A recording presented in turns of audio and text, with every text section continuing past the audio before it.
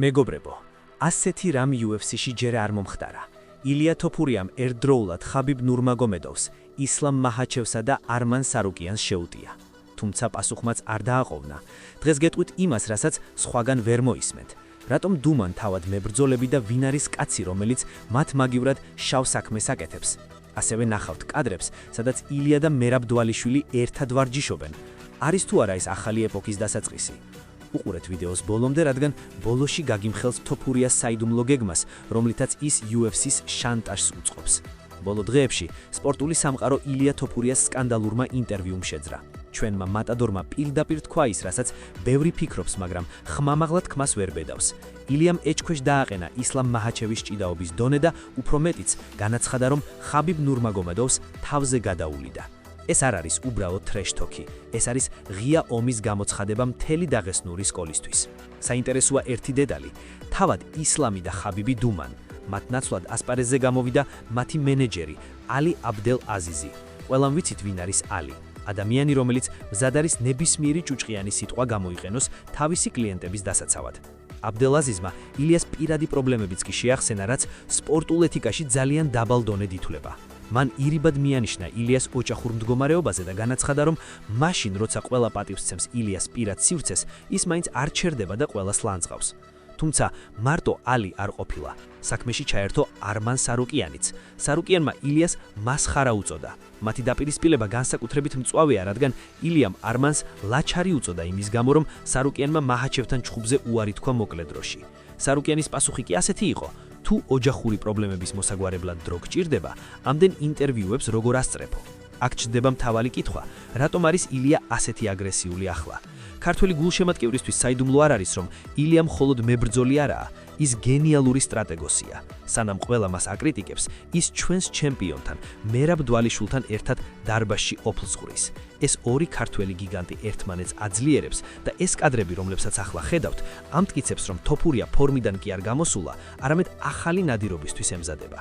ბევრი ამბობს, რომ ილია ოჯახურ კრიზისს, განცხოვრებას ქონების გაყოფას იყენებს როგორც პაუზას, რათა UFC-სგან საუკეთესო პირობები გამოვაჭროს.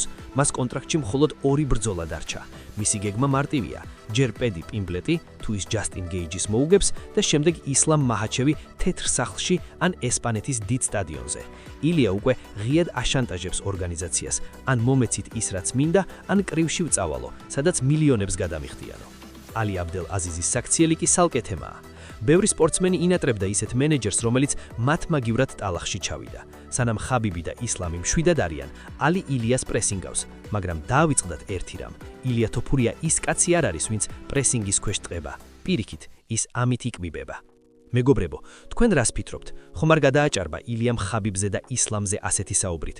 თუ პირიქით, დროა ვიღაცამ ამ დაღესტნურ ინვინსიბილობას წერტილი დაუსვას და ზოგადად, სწორია თუ არა აბდელ აზიზის მხრიდან მებრძოლის პირად ცხოვრებაზე შეხება? დაწერეთ თქვენი აზრი კომენტარებში. ვიცი, რომ ბევრი არ დაეთანხმებით ილიას სტილს, მაგრამ სიმართლე უნდა ითქვას, ის ახლა ყველაზე დიდი ფიგურაა UFC-ში. არ გაერიდოთ ეკრანებს, რადგან ახლა უნდა ვისაუბროთ იმაზე, რაც კადრს მიღმა დარჩა. რატომ გააქტიურდა ალი აბდელ აზიზი მაინც და მაინც ახლა და რა როლს თამაშობს ამ ყველაფერში მერაბ დვალიშვილი? თქვენ ნახავთ, როგორ იყენებს ილია თავის პირად კრიზისს UFC-სთან დიდ ვაჭრობაში. დაიჯერებთ, რომ თოფურია მზადაა სპორტიდან წავიდეს, თუ მის პირობებს არ დათანხმდებიან? გაიგეთ სიმართლე, რომელიც ბევრს არ მოეწონება. ბოლო დროს განვითარებული მოვლენები აჩვენებს, რომ UFC-ში ძალთა ბალანსი იცვლება. როდესაც ილია თოფურიამ ისლამ მაჰაჩევსა და ხაბიბ ნურმაგომედოვს შეუტია, ბევრმა ეს უბრალო თავხედობად მიიჩნია. თუმცა თუ დავაკვირდებით ალი აბდელაზიზის რეაქციას, მივხვდებით, რომ დაღესტნურ ბანაკში სერიოზული ნერვიულობაა. აბდელაზიზი არ არის უბრალო მენეჯერი, ის არის PR მანქანა, რომელიც ყოველთვის ცდილობს მოწინააღმდეგის მორალურ გატეხვას. ილიას პირადი ცხოვრების, კერძოდ კი მისი გამქორწინების თემის წინ წამოწევა იყო აშკარა მცდელობა, რომ მატადორი წონასწორობიდან გამოეყვანათ. ასე დაიწყო ალიმ თავისი პოსტი. ის ცდილობს წარმოაჩინოს თითქოს ილია უმადურია, რადგან მას პატივს ცემენ რთულ პერიოდში, ის კი ლანძღვას აგრძელებს. მაგრამ მოდით სიმართლეს თვალი გავუსწოროთ. სპორტში, განსაკუთრებით კი MMA-ში, არავინ არავის ინდობს. ილიამ ეს შესანიშნავად იცის.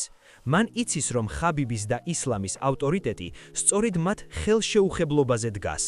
როგორც კი გამოჩნდება კაცი, რომელიც იტყვის, მე შენს ჭიდაობას დავამსხვრევ და თავზე გადაგივლი, ეს მითი ნგრევას იწყებს. არმან სარუკიანის ჩართვაც ამ თამაშის ნაწილია. სარუკიანი ხედავს, რომ ილია მას რიგს ართმევს.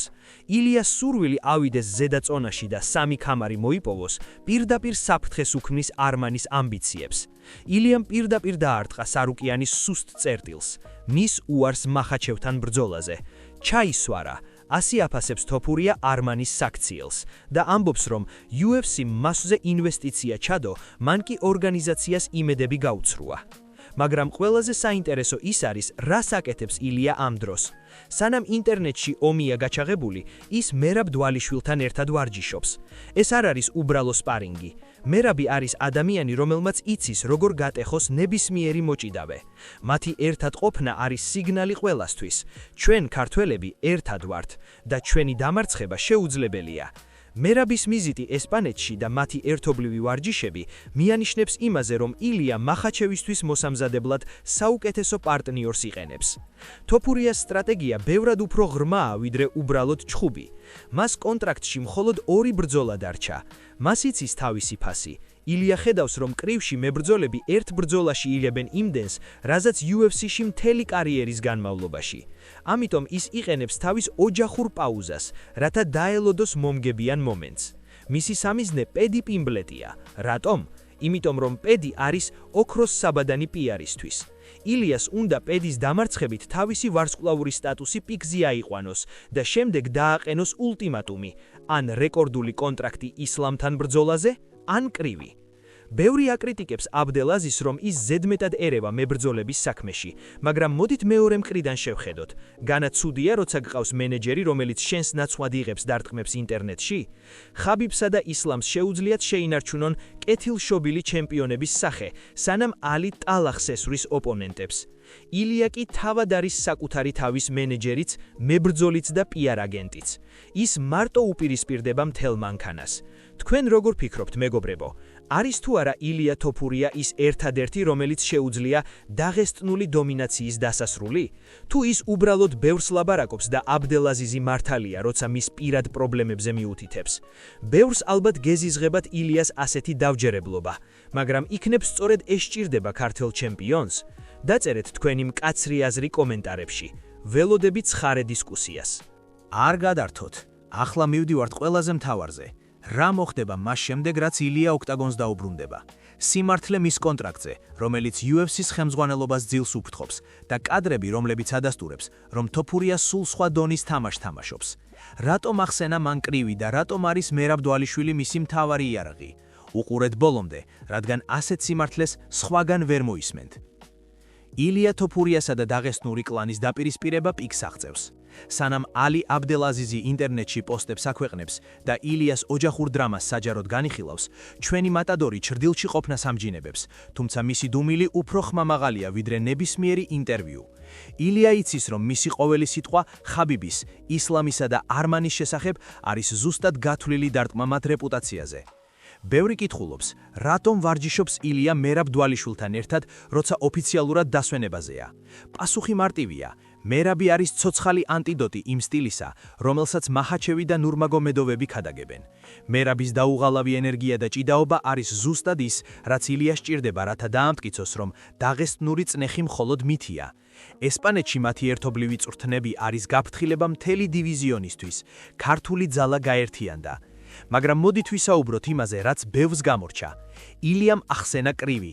ეს არ არის უბრალო ფრაზა. მას სურს გახდეს პირველი მებრძოლი, რომელიც UFC-ს თავის პირობებს უკარნახებს. კონტრაქტში დარჩენილი 2 ბრძოლა მისთვის არის ბოლო ნაბიჯი სრულ თავისუფლებამდე. ილიას გეგმა ასეთია: მოუგოს პედი პიმბლეტს, დაამტკიცოს, რომ ის არის PPV, ფასიანი ტრანსლაციების მეფე და შემდეგ დაუპილისპირდეს ისლამ მახაჩევს. თუ UFC მას არ მისცემს რეკორდულ ჰონორარს, ილია მზადაა ოქტაგონი დატოვოს და წავიდეს იქ, სადაც ერთი ბრძოლა 50 მილიონი დოლარი ღირს. არმან სარუკიანი კი ამ დროს ცდილობს ილიას მასხარა უწოდოს და მისი პირადი პრობლემებით მანიპულირება მოახდინოს. თუმცა სარუკიანს ავიწყდება ერთი რამ: ილია თოფურიამ უკვე დაამარცხა ისეთი გიგანტი, როგორიც ალექსანდრე ვოლკანოვსკია. მან უკვე დაწერა ისტორია. არმანი კი ჯერ კიდევ ცდილობს დაამტკიცოს, რომ ისლამთან მხოლოდ შემთხვევით არ წააგო. თოფურიასთვის სარუკიანი მხოლოდ პატარა დაბრკოლებაა გზაზე, რომელსაც ის ზემოდან უყურებს. ალი აბდელ აზიზის საქციელი კი, რაც არ უნდა გამაღიზიანებელი იყოს, თავისებურად ლოგიკურია. ის იცავს თავის ოქროს კვეცხებს, ხაბიბს და ისლამს. მას იცის, რომ ილია არის ერთადერთი მებრძოლი, რომელსაც აქვს ქარიზმაც, ტექნიკაც და დუჟი, რომ ეს იმპერია დაანგრიოს. ამიტომაც გადავიდა ის პირად შეურაცხყოფაზე. მაგრამ ქართველი გულშემატკივარი ხედავს რეალობას. ილია არ გარბის, ილია ემზადება. ის იყენებს ამ დროს, რათა მოაგვაროს პირადი საკითხები, დაისვენოს ფსიქოლოგიურად და დაბრუნდეს ისეთი სიმძლავრით, რომელსაც ოქტაგონი ვერ გაუძლებს. ჩვენი მატადორი რისკზე მიდის. ის ეთამაშება ცეცხლს, როდესაც ერთდროულად სამ მებრძოლს და მათ გავლენიან მენეჯერს უპირისპირდება. თუმცა სწორედ ასეთი რისკები ქმნის ლეგენდებს. ილია თოფურია არ არის მხოლოდ მებრძოლი. ის არის ბრენდი, რომელიც აპირებს შეცვალოს MMA-ის ისტორია სამუდამოდ. აბა მეგობრებო, ახლა კი მითხარით პირდაპირ, გჯერათ თუ არა რომ ილია მართლა წავა კრივში და მიატოვებს UFC-ს, თუ ეს უბრალოდ ჭკვიანური ბლეფია მეტი ფულის გამოსაძალად. და კიდევ ერთი, ხომ არ ფიქრობთ რომ მერაბთან ვარჯიში ილიას ზედმეტ თავდაჯერებულობას მატებს და ეს შეიძლება ძვირად დაუჯდეს ისლამთან ბრძოლაში. ვიცი, ბევრი თქვენგანი ფიქრობს რომ ილია ზედმეტ გათავხედდა, მაგრამ იქნებ სწორედ ასეთი თავხედობაა ჩემპიონობისთვის. დაწერეთ თქვენი ყველაზე მწარე კომენტარები, სიმართლე მწარეა, მაგრამ საინტერესო.